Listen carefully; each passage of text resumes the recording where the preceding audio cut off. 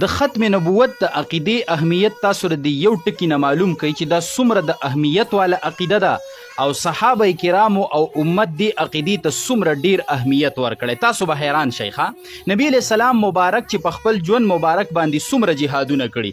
ګوره نبی علیہ السلام په خپله د صحابه کرامو سره به نفس نفیس 27 جهادونو ته تشریف وړی دی، 20 جهادونو ته په خپله تللی دی د صحابه کرامو سره. په دې 20 جهادونو کې میدان جنگ ته په 9 جهادونو کې وتلی دی او توره مبارکه په خپل لاس مبارک باندې څه کړې ده، دا چلولې ده.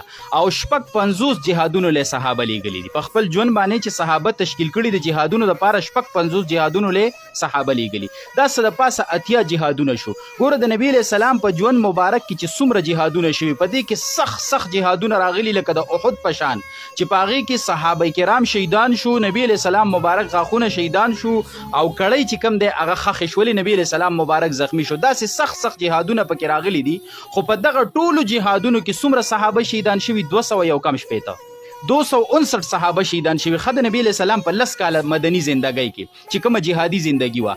اوس د ختم نبوت د عقیدې اهمیت ته وګورئ چې کله نبی علیہ السلام وفات شو او د ابوبکر صدیق صاحب په زمانه کې د ختم نبوت د عقیدې د تحفظ دپاره د یمامې په میدان کم جنگ جوړ شو، د هغه وخت د هغه دروغجن چې په دروغ یې دعوه د نبوت کړې وه مسیلمه کذاب، د دعوه د نبی علیہ السلام په ژوند کړې وه. خو نبی علیہ السلام مبارک بیا وفات شو. ابوبکر صدیق صاحب یو لوی لشکر د صحابه راجمع کړ، ورته ویل لاړ شئ او د مسیلمه کذاب خلاف څه وکئ جی؟ جهاد وکړي. د دعوه د نبوت کړی ده. یو صحابي پکې دا سوال نه دی کړی چې هغه خو قبلې ته مونځ کوي، هغه خو کلمه وایي، هغه خو اذان کوي. ولې صحابو ته پته وه چې که څوک کلمه هم وایي، اذان هم کوي، مونځ هم کوي، خو چې د ختم نبوت منکر دی او په ختم نبوت باندې ډاکه اچي او نبی علیہ السلام اخیری نبی نه مني، د نبوت دروازه بند نه مني، نو دا کافر دی. صحیح شوله که نه؟ داسې نن سبا قادیانی هم دی، دی د زر پیرې کلمه وایي، دی د زر پیرې اذان کوي، د په مجلس کې د زر پیرې د قرآن تلاوت کول شي، آیاتونه دی ویل شي، د نارې تکبیر نارې دی لګول شي، د دې پټکې په سر وي، د دې سپینه ګیره وي، د دې شیرواني په غاړه وي. صحیح شوله؟ دی منکر د ختم نبوت دی، د نبی علیہ السلام د نبوت دروازه بند نه مني. د هغه نه پس مرزا غلام احمد قادیانی ته د نبی درجه ورکوي، نو دا قطعی کافر شو. د یمامې په میدان چې کوم جنگ جوړ شو کنه، په دغه یو ورځ په دغه یو جنگ کې د دروغجن نبی خلاف چې په دروغ دعوه د نبوت کړی و 1200 صحابه شهیدان شو. زما د خبرې ته غور وکئ.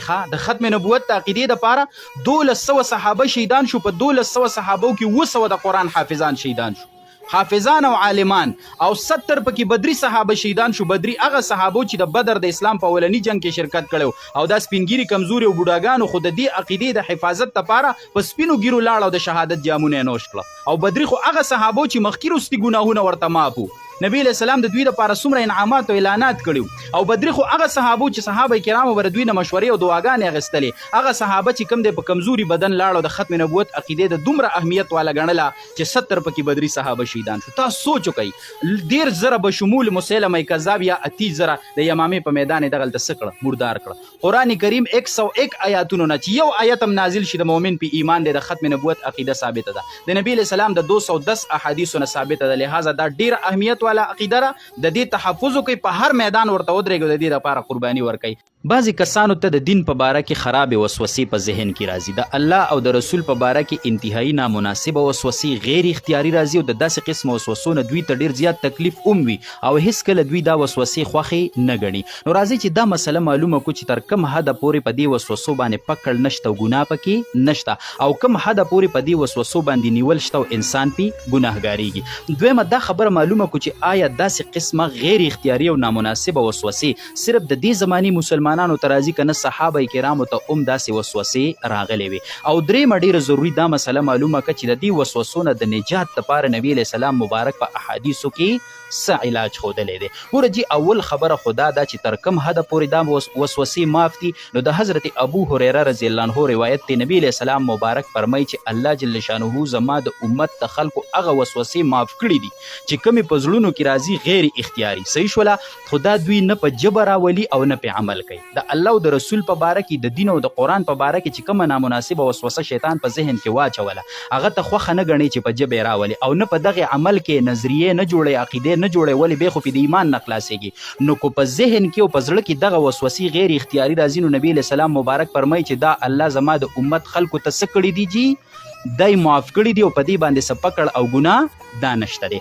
دویمه خبره دا وکړه چې آیا داسې وسوسې صحابه کرامو ته پیښې شوې وي؟ نو او حدیث مبارک کې راځي یو څو صحابه کرام د نبی علیه السلام مبارک په خدمت کې حاضر شو او وی فرمایل ای د الله رسوله زمونږ په ذهن کې داسې وسوسې راځي چې دغه وسوسې موږ خوښې نه ګڼو چې زمونږ په ژبه باندې راشي. نو نبی علیه السلام مبارک ورته فرمایي چې آیا واقعي داسې ده چې داسې وسوسې ستاسو په زړه کې راځي چې هغه تاسو په زړه کې بدې ګڼئ او تاسو یې داسې خوښې نه ګڼئ چې ستاسو په ژبه باندې راشي؟ نو صحابه کرام ورته وفرمیل چې او د الله رسوله داسې ده. نو نبی علیه السلام مبارک ورته څه فرمایي؟ د مسلم شریف حدیث دی. نبی علیه السلام ورته فرمایي ذاک صریح الایمان، دا څرګند ایمان دی.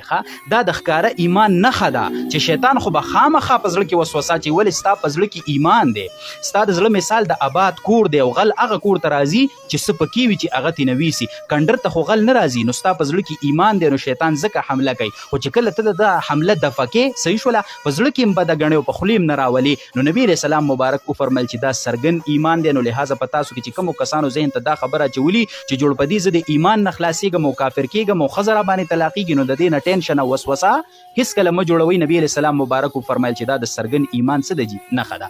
بل حدیث مبارک کې فرمایي چې نبي علیه السلام فرمایي چې تاسو ته به شیطان وسوسه در واچي چې فلانې او فلانې سیس چا پیدا کړی، هغه سیس چا پیدا کړی، بیا به درته ووایي چې ستا پروردګار چا پیدا کړی.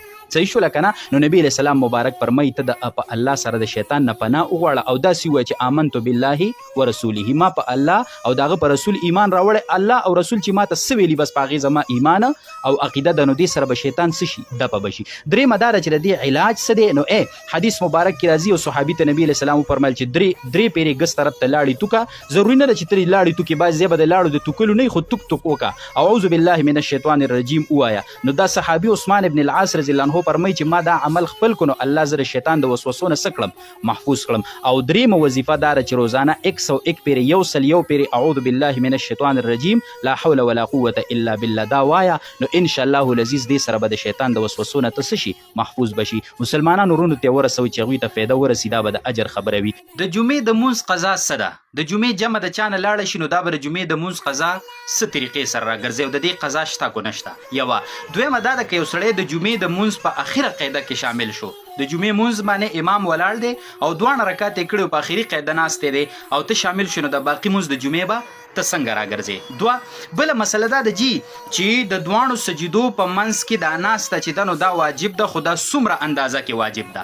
او چې دا ناسته پاتې شي یو سړی مسلسل 2 سجدې وکړي نو په ده سجده سهوه شته او که نه شته؟ دا اهمې مسلې را سره په دې ننني کلیپ کې لازمي وپېژنئ. ګوره اول مسله دا ده چې د جمعې مونځ د چا نه جمع لاړه شي که نه، نو دله پکار دي چې د بل مسجد ته جمعې مانځله ځان ورسوي. ټیک شوله که نه؟ که بل مسجد ته تلی نه شو، لرې یا بل مسجد کې جمع شوې وه، نو دا د ځان سره یاد ساته چې د جمعې د مونځ دپاره جمع شرط دی، بغیر د جمع نه ځان له د جمعې مونځ دا نه کېږي. دقه شان د اختر مونځ هم دی چې د اختر مونځ ته حاضر شولې او جمع د نه وشوله، په کار ده چې بل ځای ته لاړ شي او د اختر مونځ وکړي، خو که نه بل ځای لرې و یا هلته هم جمع شوې وه، نو بیا د اختر مونځ هم په ځان له نه کېږي. نو دا مسله به تاسو زده کړي وي چې د جمعې او د اختر د مونځ دپاره جمع شرط دی، دا په جمع کېږي او ځان له نه کېږي. اگر که صحیح ټیم د جمعې د مونځ دی خو په ځان له د جمعې مونځ نه کېږي، صحیح ټیم د اختر د مونځ دی خو په ځان له د اختر مونځ دا نه کېږي. چې جمع لاړه نو د اختر او د جمعې مونځ څه شو؟ دا لاړلې. دا مسله به تاسو ته یادوي، خو دلته فرق دا دی چې د اختر مونځ لاړې نو بس دا ختمه شوه خبره، او د جمعې مونځ چې درنه لاړې نو بیا به د ماسپښین مونځ راګرځي. چې د ماسپښین دغه وقتي مونځ به د ماسپښین کې 4 رکعته فرض، د هغې نه مخکې 4 رکعت سنت او بیا 2 رکعت سنت او د ماسپښین نیت به کې، نو د ماسپښین مونځ به راګرځي. ټیک شوله؟ دا مسله شوه، دا خو شوه. دویمه دا ده چې د جمعې مونځ ته حاضر شولې او امام 2 رکعته کړي او په اخري قاعده باندې ناست او تر امام سره شامل شولې، نو چې امام څنګه سلام وګرځوي نو ته به پاسي. ټیک شوله؟ او د سبحانک اللهم نه به شروع وکړي او دغه شان الحمد او صورت به پکې ووایي او بیا به سجدې ته راشي، دویمې سجدې نه پس به ډایرکټ پاسي، بسم الله نه به الحمد شروع کړي، صورت به پکې ووایي او بیا به په اخري قاعده کښېنې او سلام به وګرځې. نو که ته د امام سره اخري قاعده کې شامل شو نو تا د جمعې مونځ څه که را لاندې کړو، نو ته به اوس د باقي رکعتونه چې راګرځې د جمعې د مونځ به دا به ته څه کې دا به راګرځې. دا مسله ختمه شوه. دویمه مسله دا ده چې د 2 سجدو په منځ کې چې د یوې سجدې نه راپاسې او بلې ته نه تلې نو دې ته ویلی شي جلسه. دا وړه ناسته چې کومه ده دا واجب ده جی څومره مقدار کې واجب ده په قدر د یو سبحان الله څومره وخت چې یو کرت سبحان الله ویل شي نو دا ناسته دومره قدر څه ده دا واجب ده که دا چا اونکړو مسلسل دوه سجدي وکړي نه د یو سجدي نه سر لګ روچت کو او بلې سجدي ته لاړې او دغه جلسه اونکړه دنه واجب پاتې شو او دا به په اخر کې څه کوي سجده سهو به کوي دغه شان قومم د خا د رکوع نه پورته کېدل دغه سدي دا واجب دي جی دا مسله دا اهمه او ضروري مسله وه لهذا تاسو په خپله زده کوئ او د ملګرو سره هم شیر کوئ وصلی الله